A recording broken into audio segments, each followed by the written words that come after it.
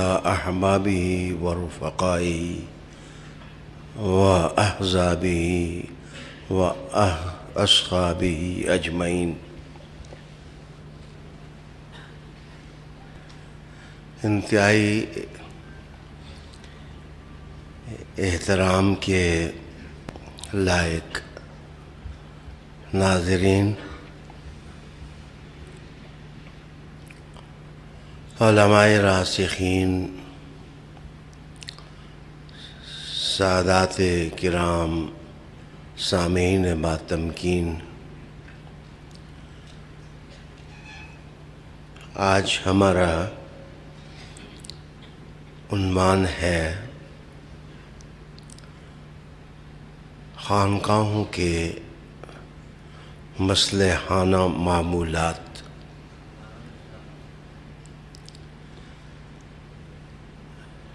انگریزی زبان میں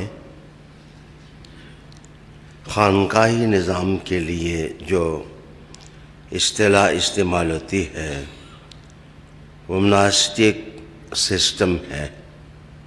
مناسٹک سسٹم، خانقاہی نظام۔ تقریباً دنیا کے ہر مذہب نے پیوریفیکیشن کے حوالے سے صاف اور ستھرے انسان پیدا کرنے کے حوالے سے اصولی بحث کی ہے،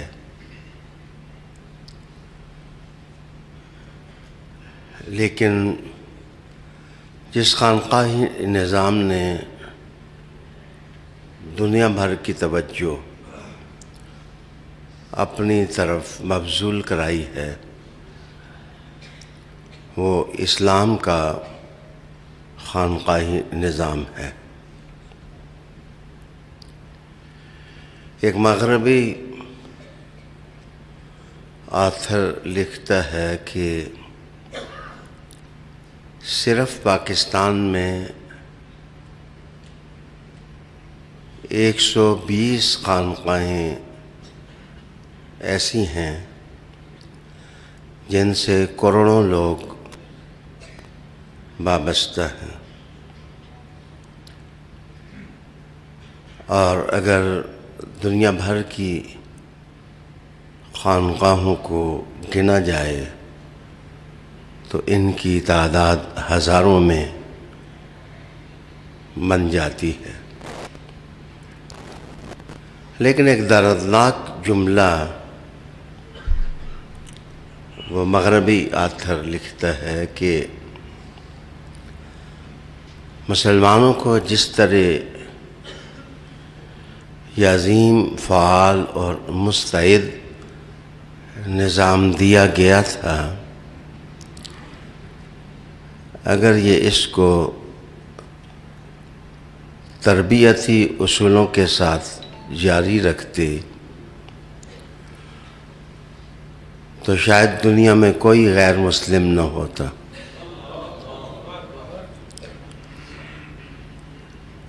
مناسک سسٹم آف اسلام،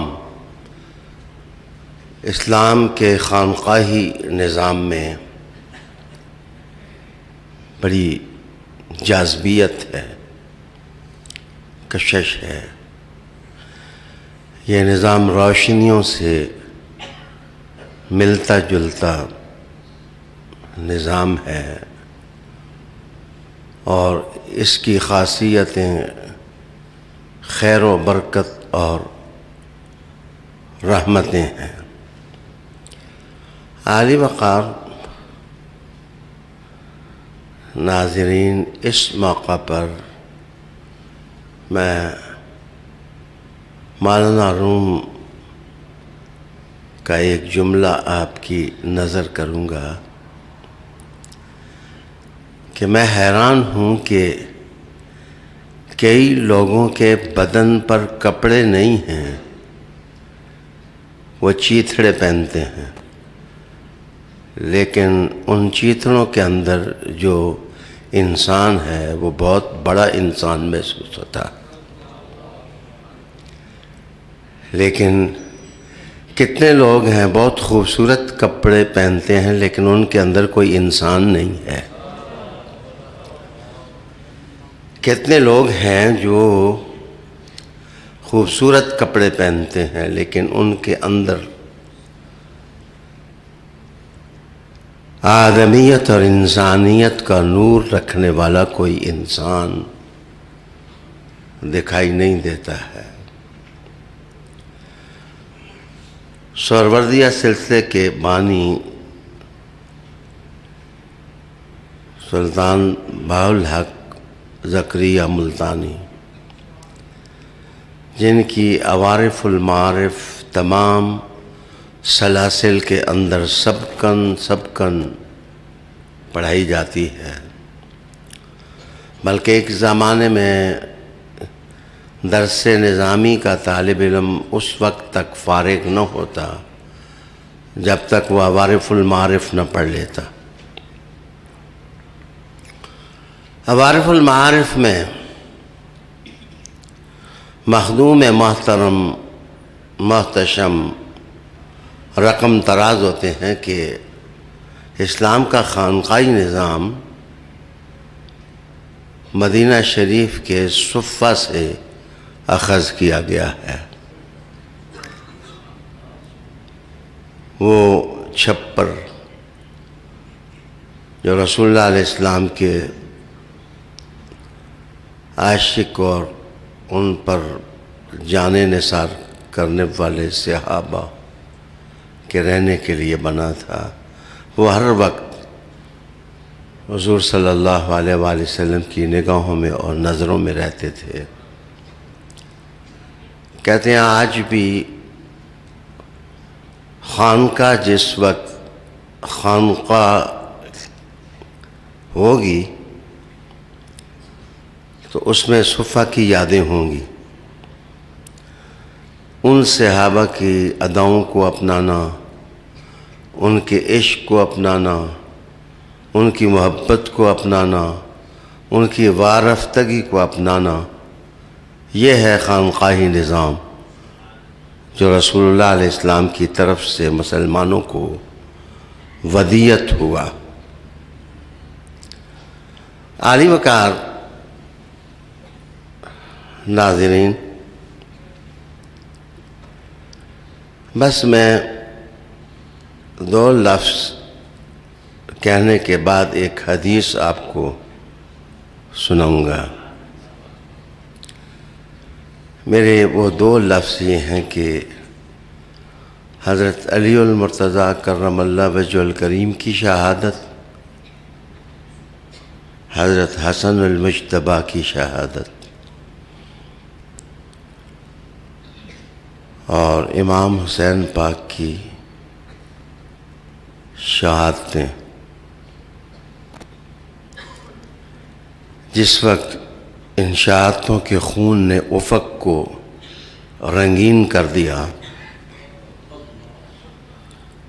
تو حضرت ابو بکر صدیق رضی اللہ تعالیٰ عنہ کے خاندان جو بیکن لائٹ کی طرح عام تھے، مدینہ کے 7 فقہاء میں سے ایک تھے، وہ قاسم بن محمد بن ابی بکر صدیق تھے، اور ادھر آل بیت اطہار۔ سوچ یہ پیدا ہوئی کہ اگر حکمران اسی طرح سچائیوں کے علم برداروں کو ذبح کرتے رہے اور شہید کرتے رہے تو کہیں ایسا نہ ہو کہ حکمرانوں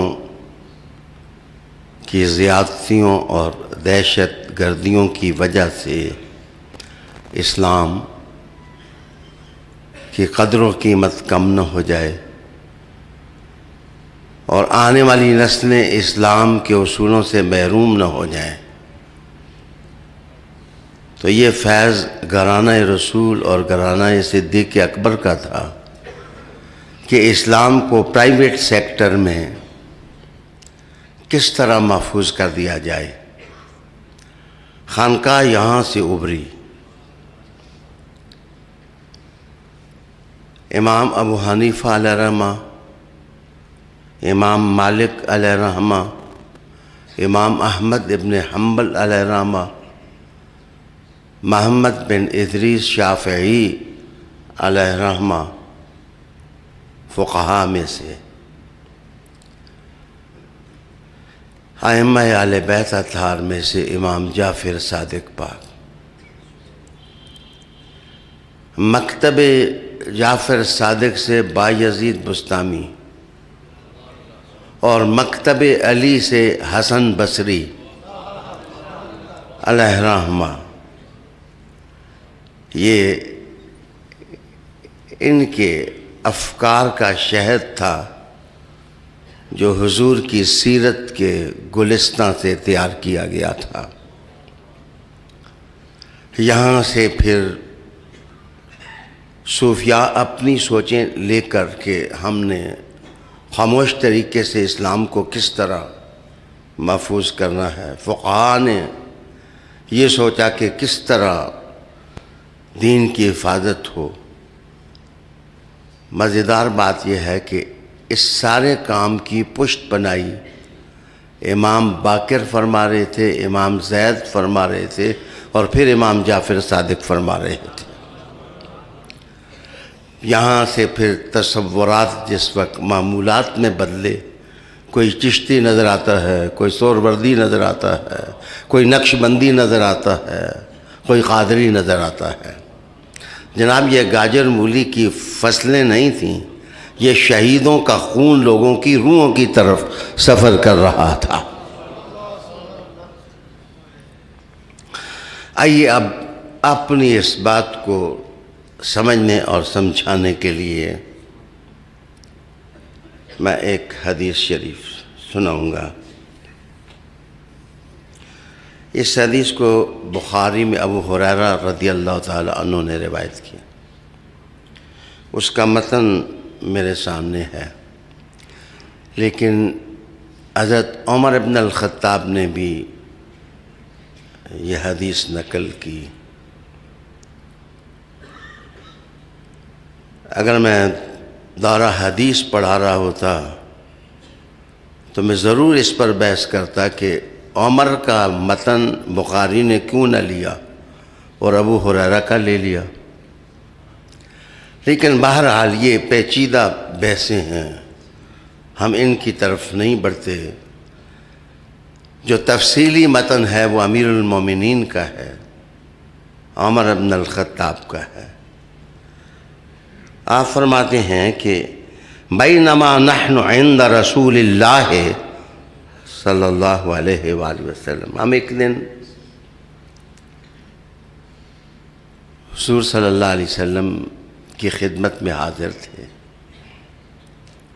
حضور صلی اللہ علیہ وسلم ہمارے درمیان تشریف فرما تھے کہ اذ طلع علینا رجل، دفتن ایسے ہوا کہ ایک آدمی آیا، لیکن وہ اپنی شکل و صورت اور اپنے حسن اور اپنی وجاہت اور وقاحت میں جلیل القدر انسان نظر آیا۔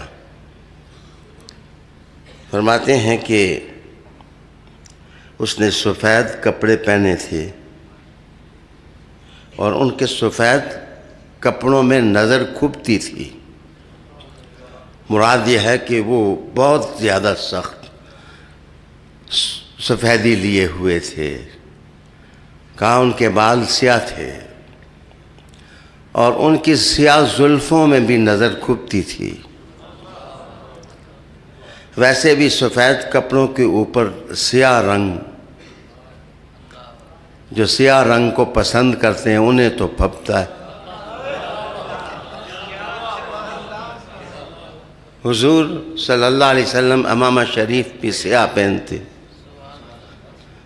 دکھ یہ ہے کہ ہم نیچے کی طرف سے افکار سازی کرتے ہیں، ہم حضور کو دیکھ کے تشکیل ذہن نہیں کرتے۔ کہا بال سیاہ تھے اور کپڑے سفید تھے، لا یرا علیہ سفر، بندہ تازہ محسوس ہو رہا تھا کہ اس نے کہیں سے سفر نہیں کیا. سفر نہ کیا ہو تو تازگی انسان کے چہرے کی حکایت کرتی ہے، اور ہر دیکھنے والا چہرے سے اپنی نگاہوں اور نظروں کو رونق دیتا ہے. کہا کہ آنے والا بندہ دل میں کھب رہا تھا. وَلَا يَعْرِفُ مِنَّا أَحَدٌ، لیکن ہم میں سے کوئی شخص ان کو جانتا نہیں تھا. حتیٰ جالس الی النبی صلی اللہ علیہ وآلہ وسلم، وہ شخص تھا کہ حضور صلی اللہ علیہ وسلم کے پاس بیٹھ گیا. فَأَسْنَدَ رُكْبَتَيْهِ إِلَىٰ رُكْبَتَيْهِ وَوَضَعَ كَفَّيْهِ عَلَىٰ فَخِذَيْهِ، کہ اس نے اپنے گھٹنے حضور صلی اللہ علیہ وسلم کے گھٹنوں کے ساتھ ملا لیے، اور اپنے ہاتھ، نسائی کی روایت یہ ہے کہ حضور کے گھٹنوں پر آنے والے نے ہاتھ رکھے، اور ابن حجر عسقلانی کہتے ہیں کہ اپنے گھٹنوں پر انہوں نے ہاتھ رکھے. بس میرے موضوع کو قوت ملی. حدیث طویل ہے. پھر اس نے کہا کہ السلام علیکم یا محمد اخبرنی عن الاسلام، سلام دیا اور کہا کہ مجھے بتائیں کہ اسلام کیا چیز ہے، ایمان کیا چیز ہے، اور احسان کیا چیز ہے. رسالت مآب صلی اللہ علیہ وسلم نے اسلام کے سوال کے جواب میں چند معمولات بتائے، نماز، روزہ، حج، زکوٰۃ کا ذکر کیا، اور ایمان کے سوال میں چند عقیدے رسول اللہ علیہ السلام نے ارشاد فرمائے. اور احسان کے جواب میں حضور صلی اللہ علیہ وسلم نے فرمایا کہ تو اللہ کی عبادت اس طرح کرے کہ جیسے تو خدا کو دیکھ رہا ہے، خدا تمہیں دیکھ رہا ہے. خدا تمہیں دیکھ رہا ہے اور تم اللہ کو دیکھ رہے ہو. اچھا جی، اب میں توجہ چاہوں گا کہ جو خانقاہ کا خمیر ہے وہ ایک مرشد کے گردا گرد گھومتا ہے. نقشبندی ہوں، چشتی ہوں، قادری ہوں، سہروردی ہوں، وہ ایک مرشد کو نیوکلس بنا کر کے، جیسے صفہ والوں کا ایک مرشد تھا، ان کی ایکٹیویٹیز، ان کی سرگرمیاں، ان کا بیٹھنا اٹھنا، ان کے تحرکات، ان کے پسند اور ان کی ناپسند اور ان کی اطاعتوں کا مرکز ان کے مرشد گرامی تھے. کہتے ہیں خانقاہ کا پہلا سبق یہ ہے کہ جو خانقاہ کو مانتے ہیں وہ مرشد کے گردا گرد گھومتے ہیں.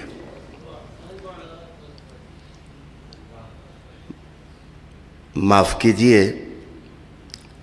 میں اس پر زیادہ وقت نہ بھی صرف کروں. اگر تصوف کو سمجھ نہ ہو تو ابو بکر صدیق سے پوچھیں کہ مقام مرشد کیا ہے. وہ کہتے ہیں تمہیں تلاوتوں سے اور تمہیں ان چیزوں سے محبت ہے، مجھے حضور کا چہرہ دیکھنے سے محبت ہے. والضحیٰ کے چہرے میں ڈوبا رہوں. اس آدمی کا عشق نامکمل ہے جس کی نظریں اپنے مرشد کے چہرے میں تیرتی نہیں.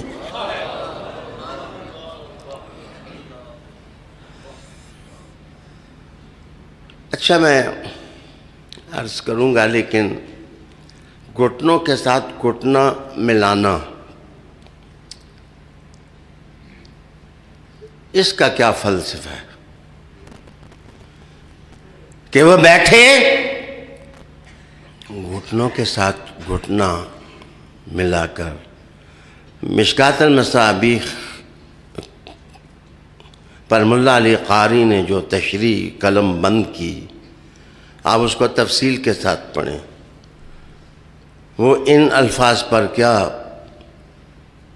ارشاد فرماتے ہیں کہ تشریف لائے، اب جمالیاتی نقشہ ذہنی تصویر بنا کر آپ اس کا مزہ لے سکتے ہیں کہ سامنے حضور بیٹھے ہیں، آنے والا آتا ہے، بن ٹھن کے آتا ہے، مرشدوں کو ملنے کے لیے گندا مندہ ہو کر نہیں جانا چاہیے۔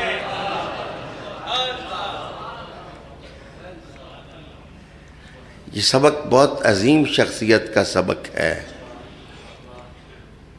میرے دوستو۔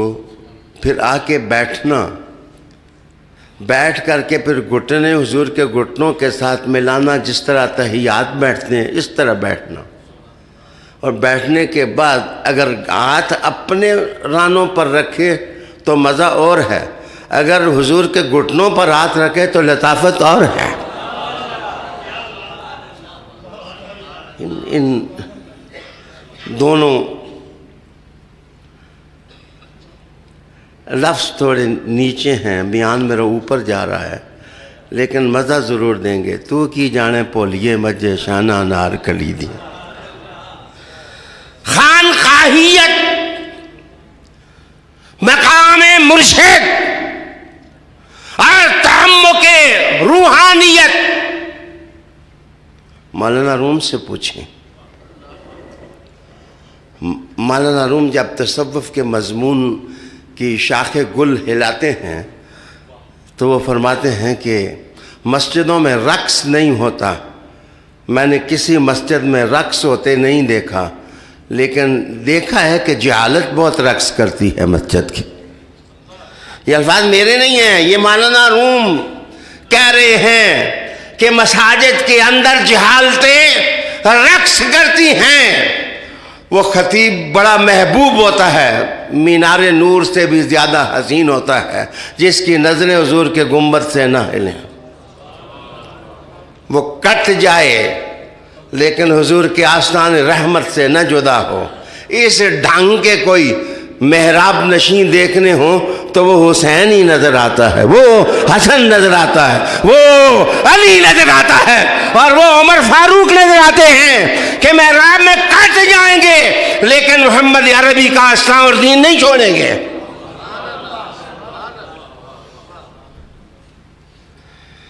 علی جناب آئیے، میں 10 نکات اس پر عرض کرنے لگا ہوں۔ گھٹنے کے ساتھ گھٹنا ملانا، خانقاہیت کا پہلا معنی تھا کہ اس کا سارا نظام مرشد کے گرد گرد، جو بانی خانقاہ ہو تو صاحبزادوں کو بھی چاہیے کہ بانی کے گرد گرد پھریں۔ جناب جب نظر ادھر سے ہٹے گی تو مسائل کی کرچیاں رائے حق میں بکھرتی ہوئی محسوس ہوں گی۔ نظر کا قبلہ کبھی خراب نہ کریں، نگاہ کا قبلہ کبھی خراب نہ کریں، دل کی دھڑکنوں کا قبلہ کبھی خراب نہ کریں، جناب محبت کا قبلہ کبھی خراب نہ کریں، عشق کا قبلہ کبھی خراب نہ کریں۔ اگر دیکھنی ہو صورت اول تو صدیق کو دیکھو کہ اپنا قبلہ سنبھال کے رکھا اور اپنی نگاہوں کا سفر بھی ٹھیک رکھا، اور اگر حسن کا آسمان دیکھنا چاہو تو وہ جو حضور نے فرمایا النظر الی وجہ علی عبادہ، کٹ جاؤ لیکن علی کے چہرے سے نظر نہ اٹھاؤ۔ متاع خانقاہیت تو یہی ہے۔ زیادہ بولیاں نہ بولیں، سونے کوئی تو مولانا روم ہو جو زرگر کی دکان کے سامنے آ کر اس کی ٹھک ٹھک پر مست ہو جائے اور لوگ کہیں کہ یہ تو سنار کا ہتھوڑا چل رہا ہے اور آپ اس پر مست ہو رہے ہیں۔ وہ کہتے ہیں تم سونا کوٹنے کا معنی لے رہے ہو اور میں اللہ اللہ کا معنی لے رہا ہوں۔ حسن نظر انسان کی زندگی کی تصویریں بدل دیتا ہے۔ آئیے میں پہلے بتاؤں کہ آنے والے نے گھٹنے کے ساتھ گھٹنا اس لیے لگایا کہ خانقاہیت ساری کی ساری اقرب الی التواضع، یہ ملا علی قاری کے الفاظ ہیں کہ اس نے یہ سکھایا کہ جس جگہ عجز نہیں ہے، نیاز مندی نہیں ہے، خاک ساری نہیں ہے، سر جھکانا نہیں ہے، ادھر کدھر تصوف ہے اور ادھر کدھر خانقاہ ہے۔ جناب دوسرا سبق خانقاہ دیتی ہے کہ جو سلسلوں کو مانتے ہیں وہ عاجز لوگ ہوتے ہیں۔ یہ تماشا نہیں ہوتا کہ پیر ادھر جا رہا اور مرید ادھر جا رہا، یہ جدید دنیا کے مارکے ہیں، یہ جدید دنیا کی بدتمیزیاں ہیں، اور یہ جدید دنیا کی سیاہیاں ہیں، اور یہ جدید دنیا کی ظلمتیں ہیں کہ شیخ کہیں اور جا رہا ہے اور مرید کہیں اور جا رہا ہے۔ نظام سے پوچھیں، نظام ادھر ہی جاتا ہے جدھر فرید جاتا ہے، نظام ادھر ہی جاتا ہے جدھر فرید جاتا ہے، با یزید ادھر ہی جاتا ہے جدھر جعفر صادق جاتا ہے، جناب ابو حنیفہ ادھر ہی جاتا ہے جدھر باقر جاتا ہے۔ یہ دردناک کہانی میں بے نقاب نہیں کرنا چاہتا، وگرنہ میں سوال بتاتا ہوں کہ امام مالک کو کیوں مجبور کر دیا گیا تھا کہ وہ مسجد نبوی میں وہ نماز بھی نہیں پڑھ سکتے تھے۔ جناب سونے نال محبت کرنا اتنا سوکھا کام نہیں،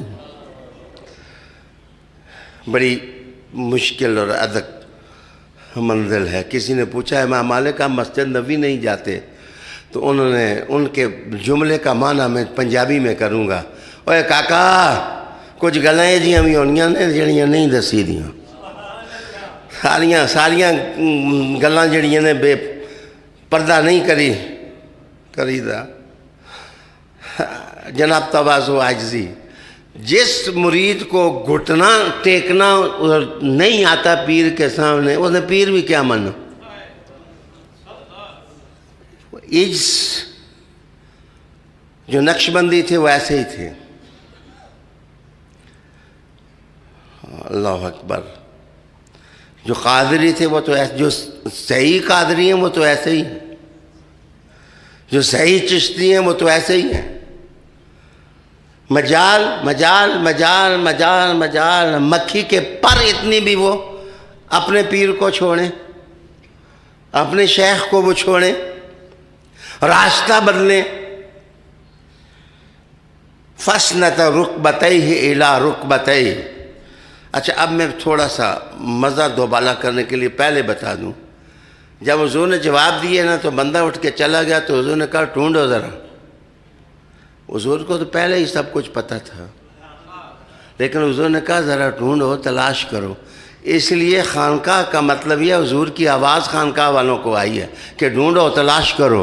مصطفیٰ کا منشور یہ ہے کہ لوگ اللہ کو ڈھونڈیں، لوگ اللہ کو تلاش کریں، اور قرب خداوندی کی خوشبو پانے کے لیے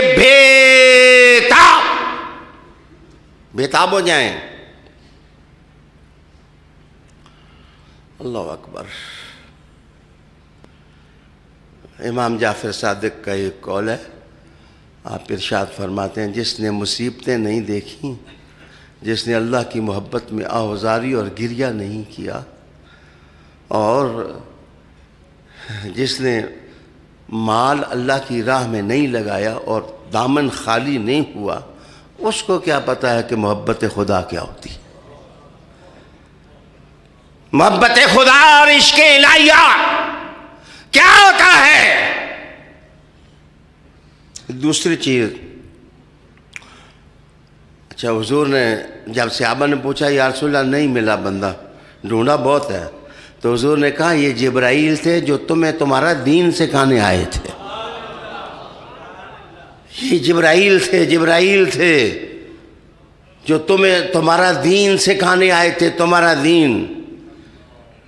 اس کا مطلب یہ ہے کہ اگر 10 سنگی ہو نا تو انہوں میں کوئی سپر ہے تو وہ ٹنگا نہ کھچیا کرو، اس تا ادب دا طریقہ اپنایا۔ جو سینئرز ہوتے ہیں ان کو سینئر سمجھیں. حضور علیہ السلام نے دیکھو جبرائیل بھی میرے سامنے گھٹنا ٹیکتا ہے، تمہیں کیا ہو گیا ہے؟ دراصل میں نے زمانہ متعین کرنے کی کوشش کی کہ یہ کس دور میں یہ حدیث پیش آئی. یہ ایک الگ لیکچر کا وقت چاہیے کہ میں وقت متعین کر کے بتاؤں. دراصل جس زمانے میں عبداللہ بن ابی منافقت کی کالی رسیاں مسلمانوں کو ان میں جکڑنا چاہتا تھا، جبرائیل آ کے حضور کے سچے غلاموں کو بتایا کہ دین وہ نہیں ہے جس قسم کے کرتوت منافق کرتے ہیں، دین یہ ہے جیسے جبرائیل تمہیں سکھا رہا ہے. عالی جناب، پھر دوسرا نقطہ اس میں ہے کہ گھٹنے کے ساتھ گھٹنا ملانے میں ادب ہے، دو زانو بیٹھنا ادب ہے. تیسرا معنی یہ بھی نکلا کہ ہر جگہ نماز کی عہد شرک نہیں ہوتی، کہیں محبت بھی ہوتی ہے. اگر یہ اتحیات کی طرح بیٹھنا شرک ہوتا تو جبرائیل کیوں بیٹھتے اس طرح اور حضور کیوں بتاتے جبرائیل تمہیں تمہارا دین سکھانے آیا. علی وقار دوستو، میں عرض کیا کہ ادب ادب ادب ادب. خانقاہ کی کامیابی یہ ہے کہ خانقاہوں میں ادب آداب ہو، ادب آداب ہو، ادب آداب ہو. مرشد کا تصور اور کنکریٹ اور سالڈ، اور نمبر 2 تواضع عاجزی، اور تیسری چیز ہے ادب. جبرائیل نے سکھایا کہ خانقاہ کو جو مانتے ہو ادب میں رہو، عاجزی کے ساتھ رہو. اچھا، چوتھی چیز میں مثال دے کے سمجھانے لگا ہوں. اجتماع میں فرض محال ایک آدمی ہو پیچھے بیٹھا ہو تو وہ میری تقریر بھی سن رہا ہو اور ساتھ موبائل کو بھی چھیڑ رہا ہو، کبھی کان پہ رکھتا ہو، کبھی بیچ میں دیکھتا ہو. ایک وہ آدمی ہے وہ بھی تقریر ہی سن رہا ہے، اور ایک وہ آدمی ہے جو علامہ بشیر القادری اور آپ سب کی طرح بیٹھے ہو، ادب سے ایک ایک لفظ سن رہے ہو. حافظ علامہ نور احمد بندیالوی صاحب تشریف فرما ہیں، کتنے ادب سے تشریف فرما ہیں. تو یاد رکھنا، وہ آدمی جو بے ادبی کے ماحول میں رہتا ہے اس کی توجہ نہیں ہوتی، اور جو آدمی 2 زانو بیٹھ جائے وہ دائیں بائیں نہیں دیکھتا، وہ اس کی توجہ صرف مرشد پر ہوتی ہے. جبرائیل نے گھٹنے کے ساتھ گھٹنے ملا کے گردن جھکا دی، اپنے ہاتھ حضور کے زانوں پر رکھ دیے. مانا یہ دین چاہیے تو دین سیکھنے کا یہ طریقہ ہے کہ دنیا پھر جائے، مشرق مغرب ہو جائے، لیکن تم اپنے مرشد سے توجہ نہ ہٹاؤ. انعماق ہو تمہیں، استغراق ہو تمہیں، پوری کامل توجہ التفات ہو. تصوف تو تصوف ہے، یہ شاعری تو نہیں ہے. امیر جمع ہے آباب حال دل کر، پھر التفات دل دوست نہ رہے نہ رہے. تو یہ التفات دل دوست نہ رہے یا نہ رہے یہ شاعری ہے، لیکن ابو بکر مصطفیٰ کے دربار میں ہو تو یہ دین ہے. انعماق، استغراق، کامل توجہ. اور جس وقت لبوں سے حروف کے موتی گریں تو طالب دل کا دامن کھول دے، سالک اپنے سینے کی کتاب کھول دے. اللہ اکبر. اچھا، چوتھا معنی کیا نکلا کہ جس وقت اتنے ادب سے کسی کے سامنے بیٹھو نا تو ہوتا وہ قبلہ گاہی ہے، لیکن اتنا عشق لے کے جس وقت بندہ 2 گھٹنے ملا کے ہاتھ رکھ کے توجہ پوری مرشد کی طرف پھیر دے تو سونا پھر مرشد بھی اسی کو دیکھنے لگ جائے. پھر جو مرشد گرامی ہے اس کی توجہ بھی پھر انہی کی طرف. کیا وقت تھا، جبرائیل انہیں دیکھ رہے تھے، مصطفیٰ انہیں دیکھ رہے. میرے دوست،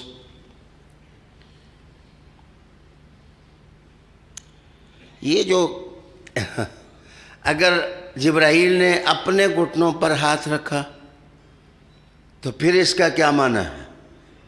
اور اگر حضور صلی اللہ علیہ وسلم کے گھٹنوں پر ہاتھ رکھا تو اس کا کیا معنی ہے؟ اللہ اللہ اللہ. وہ ایک صحابی کہ جس وقت مسئلہ پیدا ہو گیا کہ رسول اللہ علیہ السلام کے پاؤں کی انگلیاں کون سی انگلی لمبی تھی. اچھا، اب حضور نے چہرہ دیکھا تھا صحابہ نے حضور کا، کسی نے حضور کے پاؤں کی طرف نظر نہ کی کہ پاؤں کیسے ہیں.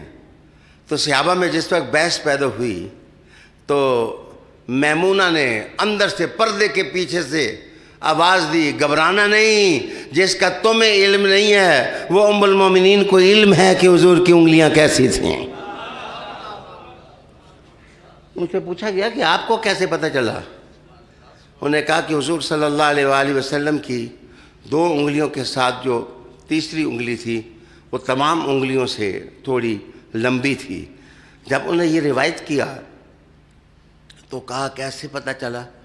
کہا کہ میں اپنے والد کے ساتھ حضور سے ایک دفعہ آئی ملنے کے لیے تو میں نے دیکھا کہ صحابہ جس وقت حضور کو سوار کرتے تھے سواری کے اوپر، تو وہ ایک صحابی نے کہا یا رسول اللہ صلی اللہ علیہ وسلم مجھے آخری صورتیں ذرا سکھا دیں ایک ایک لفظ کر کے.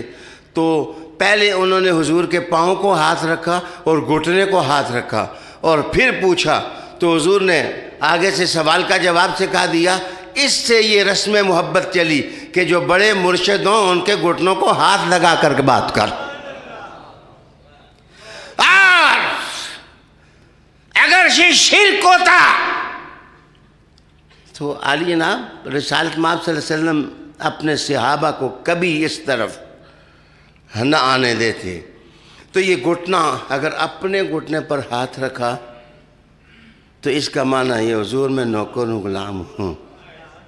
میرا کیا ہے، میں تو نوکر و غلام ہوں، جس طرح بیٹھا ہوا ہوں. حضور جو چاہیں آج حکم دیں، میں آپ کی ہر بات مانوں گا.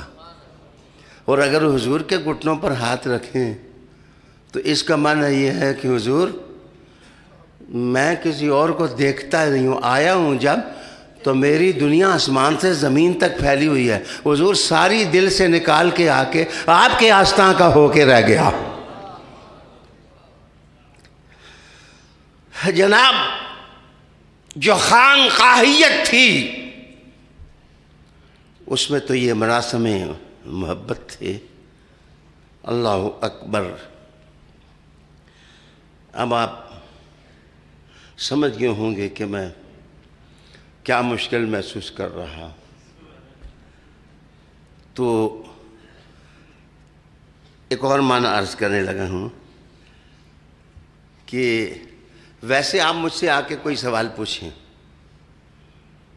قاسم بھی ہو تو مجھ سے سوال پوچھیں، نوید شاہ صاحب وہ مجھ سے کوئی سوال پوچھیں، مشتاق صاحب وہ مجھ سے سوال پوچھیں، تو ہو سکتا ہے میں ان کو ٹائم دوں کل آ جانا. لیکن جو بندہ گھٹنے پکڑ کے بیٹھے نا حضور بتا دیں، پھر اس کو کل کا ٹائم نہیں دیا، جلدی جواب مل جاتا. اس کو جواب جو ہے وہ جلدی مل جاتا ہے. تو جبرائیل نے کہا یہ طریقہ ہے نبی سے فیض لینے کا، اور یہ طریقہ ہے جناب رسالت کے آستاں سے. تمہیں کیا پتا حضور کے گھر کا مقام کیا ہے اور در کا مقام کیا ہے. یا اعلیٰ حضرت جانتے ہیں تیری نسل پاک میں ہے بچہ نور کا، تو عین نور، تیرا سب گھرانہ نور کا.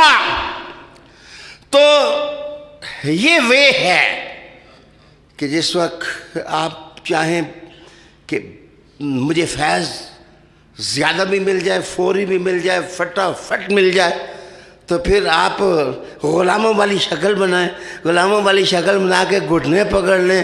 جبرائیل تمہیں سکھا رہا ہے دین کہ میں جبرائیل ہو کے بھی جن کے گھٹنے پکڑتا ہوں تو مجھے فیض مل جاتا ہے، مجھے مل جاتا ہے، تو تمہیں اللہ خالی نہیں رکھے گا۔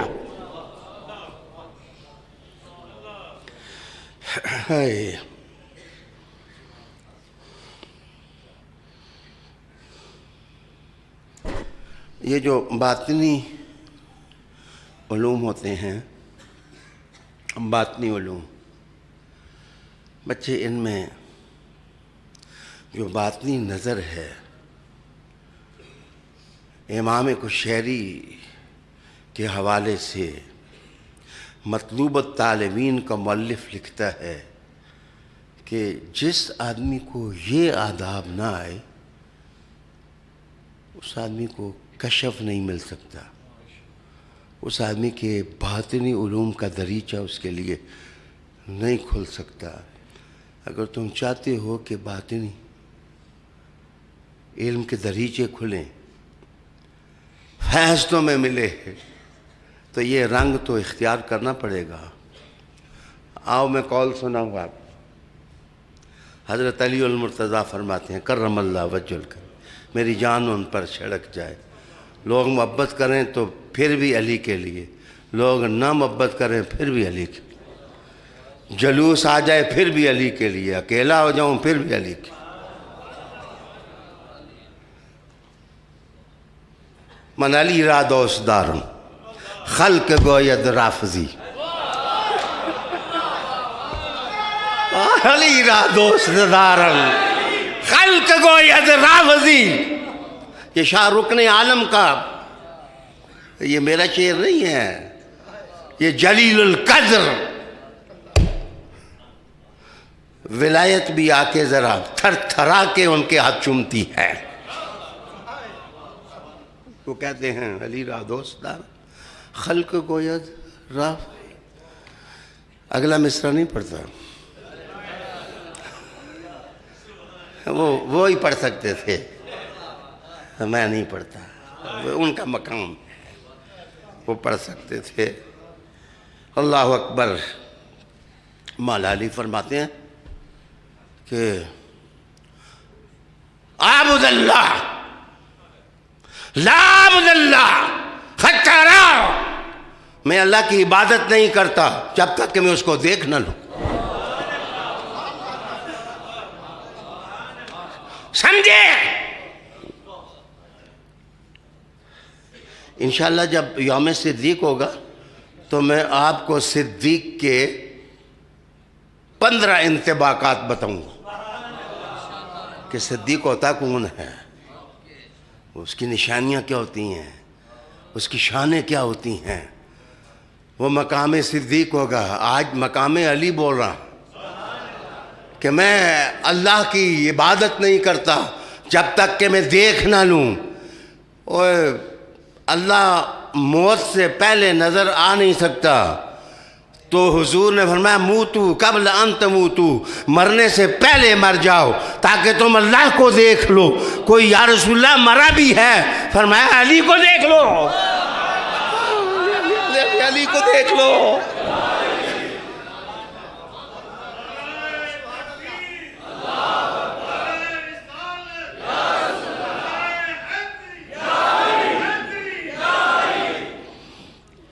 اچھا، میں گھٹنے کے ساتھ گھٹنا ملانا، جو تکڑا شیخ الحدیث ہو نا اس سے اس کا معنی پوچھو، وہ بتائے گا۔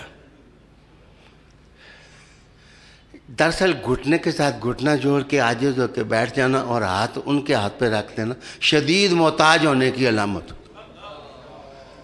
شدید محتاج ہونے کی علامت ہوتی ہے کہ جناب بس اون گھٹنے ٹیک۔ آپ اردو میں بھی کہتے ہیں فلاں نے گھٹنے ٹیک دیے، فلاں نے گھٹنے ٹیک دیے۔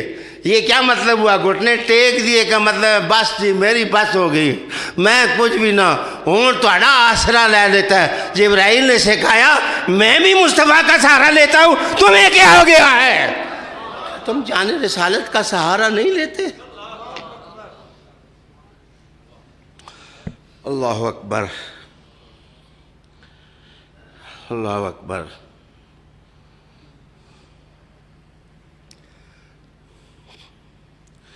اللہ اکبر. میں ایک معنی میں کھبنے لگا تھا، ذرا محتاط لفظوں کا انتخاب کر لیا. تھوڑا سا جو میں سوچا ہے نا، تو میں نے لفظوں کو عدل بدل کر کے میں نے سوچ لیا ہے کہ مجھے کیا کہنا چاہیے.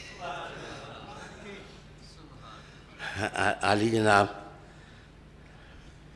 تصوف اور خانقاہی آداب میں حضوری بڑی چیز ہے. حضوری نہ ہونا بچے، 40 گھنٹے فیس بک تے چڑھنے والا نہیں کی حضوری. پھر آگے پوچھتے ہیں پیر جی یکسوئی نہیں ہوتی ذکر میں. ہمارے حضرت صاحب تو اخبار بھی نہیں پڑھتے تھے. وہ کہتے تھے شاہ صاحب وہ ذرا خبر تو وہی سنا دے، کیا معاملہ ہے؟ میں نے کہا حضور اخبار پڑھ لیں. کہنے لگے نہیں، ان کے اندر جو فوٹو آتی ہے ان کی غفلت مجھے لگ جائے گی. یہ جو قلبی حضور ہے، اب منٹ 1.5 رہ گیا ہے تو خطاب 6 گھنٹے کا ہے، بچ گیا ہے تو میں سمیٹ لوں. حضور یہ قلب یہ کہ میرے حضور نے کہا لا صلاۃ الا بحضور القلب، نماز نہیں ہوتی مگر حضوری میں ہوتی ہے. یا رسول اللہ کسی کو حضوری ہوئی ہے؟ فرمایا علی جب نماز پڑھتا ہے اس کو نماز سے باہر کوئی شہید نہیں کر سکے گا. اگر علی کو کوئی مارنا چاہے گا تو لوگ سمجھیں گے کہ علی نماز ہی میں جب ہوتا ہے علی خدا کا ہوتا ہے، خدا علی کا ہوتا ہے.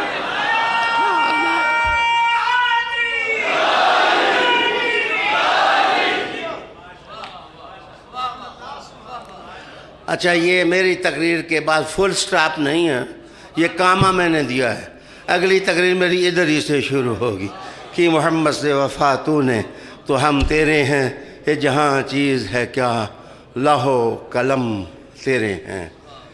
ربنا آتنا فی الدنیا حسنہ وفی الآخرۃ حسنہ وقنا عذاب النار. میرے بیٹے قاسم دعا نعت خانہ دی ذاتی خدمت بہت زیادہ کر دیں. بیعت ہونے کے لیے بہت لوگ آئے ہوئے ہیں، تو جو بیعت ہونے کے لیے آئے ہیں آئندہ پروسیس میں نے یہ بنا دیا ہے کہ اصل میں اتنے بڑے ہجوم میں بیعت ہونے والا بندہ بھی جو ہے ذرا شرماتا ہے، ہچکچاتا ہے. تو آج کے بعد جو بیعت ہونے والے ہوں گے صرف وہ میرے کمرے میں چلے جائیں گے، تو میں کمرے کے اندر اکیلے ان کے ساتھ بیٹھ کر کے انشاءاللہ ان کا شجرہ حضور صلی اللہ علیہ وسلم تک پہنچاؤں گا، انہیں قبول کراؤں گا. ویسے بھی پردے میں کام زیادہ بہتر ہوتا ہے، تو آج اس لیے مجھے جلدی ہے، دور سے لوگ آئے ہوئے ہیں. جو قاسم شیخی نہ کریں پھر شوخالے شوخ نہ بڑھا لیں. ہاں یہ ان کی خدمت کرنا. اللہ پاک خوشیاں دے آپ کو. 2 زانوں بیٹھو، تھوڑا سا ذکر کر کے دعا کر.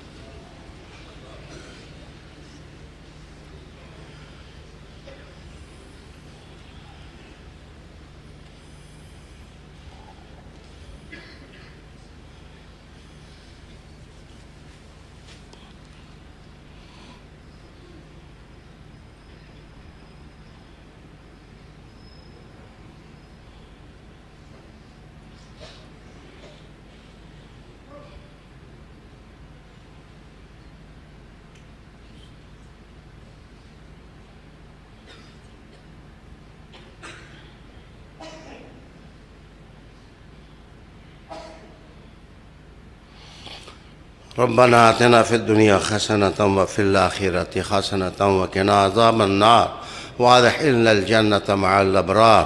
یا عزیز یا غفار یا رب العالمین یا ذا الجلال والاکرام یا ذا الجلال والاکرام یا ذا الجلال والاکرام.